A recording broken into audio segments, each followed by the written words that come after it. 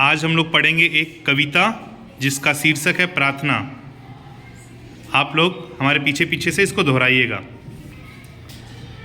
देश की माटी देश का जल, हवा देश की देश के फल, सरस बने प्रभु सरस बने, देश के घर और देश के घाट, देश के वन और देश के बाट, सरल बने प्रभु सरल बने, देश के तन और देश के मन, देश के घर के भाई बहन, विमल बने प्रभु विमल बने, देश की इच्छा देश की आशा, काम देश का देश की भाषा, एक बने प्रभु एक बने, देश की माटी देश का जल, हवा देश की देश के फल,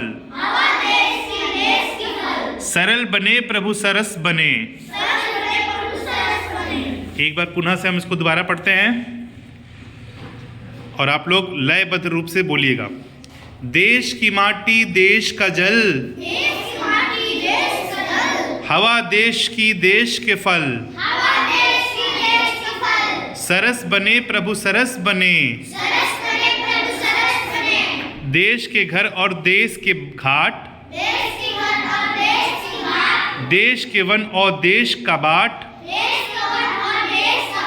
सरल बने प्रभु सरल बने, देश के तन और देश के मन, देश के घर के भाई बहन, विमल बने प्रभु विमल बने, देश की इच्छा देश की आशा, काम देश का देश की भाषा, एक बने प्रभु एक बने,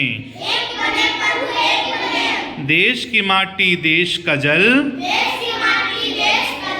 हवा देश की देश के फल, सरस बने प्रभु सरस बने, सरस बने प्रभु सरस बने।